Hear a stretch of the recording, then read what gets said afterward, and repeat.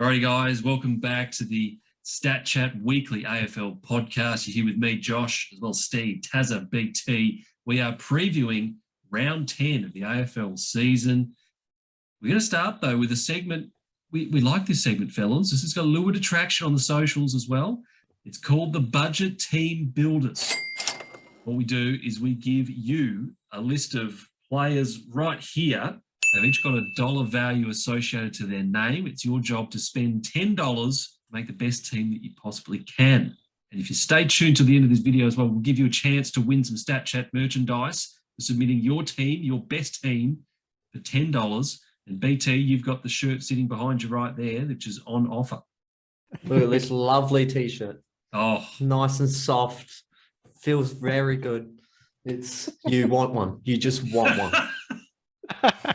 That is prime merchandising. That is prime advertising right there. You'd love to see that. Now, BT, just so that people can see the shirt a little bit more, why don't you start us off? The last time we did this, I had disappointed. I was very disappointed with my efforts. I did not put any effort into it, but this one's very tough. I went over this for quite a while. So I put a bit of work into this, fellas. I hope you appreciate it. I tried to make it a real tough mix here. Yeah, and there's some spuds in there, so which made it pretty hard. So, all right. So I've gone with the big 2 meter Peter at full forward. I think he's definitely picked up his game this season, and I can see him just keep improving. My centre half forward, I've gone with the big Texan. I think them two playing together. Well, that's a lot of long kicking there.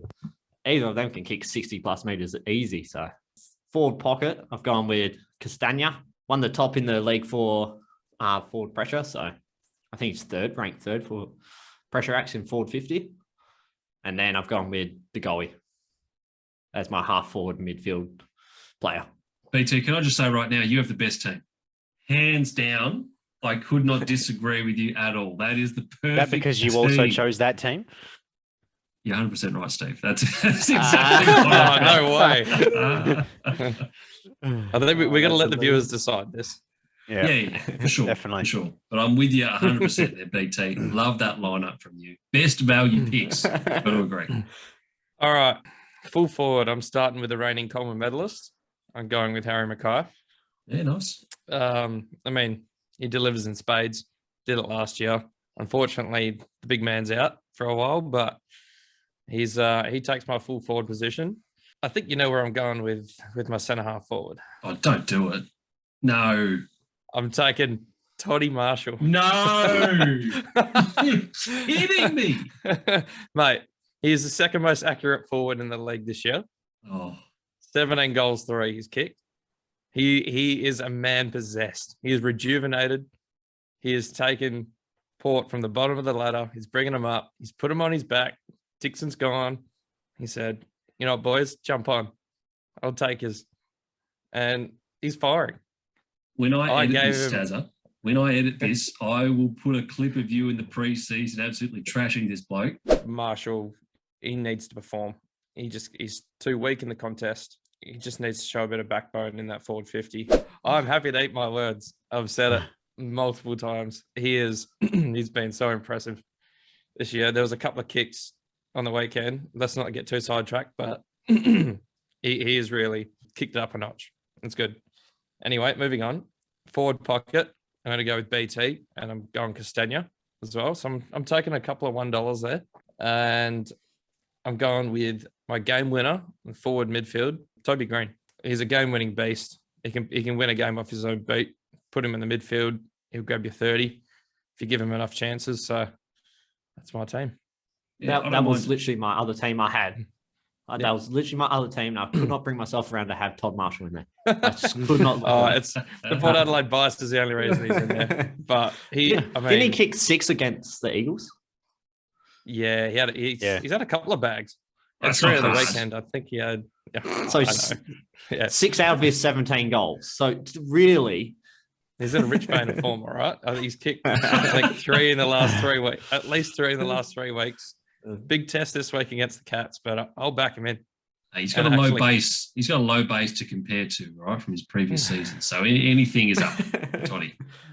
He's a dead eye at the moment. he may not be getting. I mean, he's taken the most of his chances. That's all you can hope for. All righty, very good. I like it. Steve, over to you. Who you got? I've gone full forward. I took Casbolt. Sorry. Don't mind this. Yeah, he's kind of leading the charge at Gold Coast at the moment.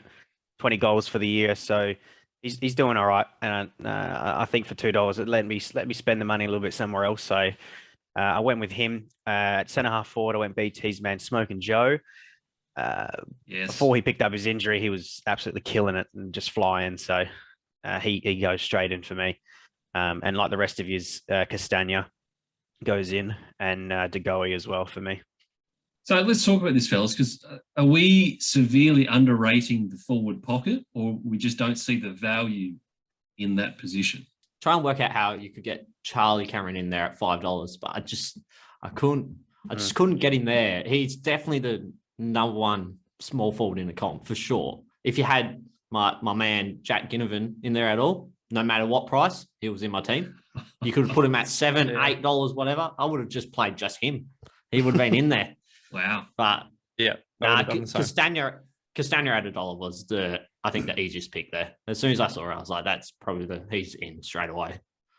Yeah, I agree. No matter what I did, or no matter what sort of combination of teams I tried to do, I just couldn't really go any further than Castagna at $1. I'd prefer to spend the money elsewhere. There's 4 players there I don't think you'd touch. There's Walters, I'm not touching. Ugelhagen, I'm not going anywhere near.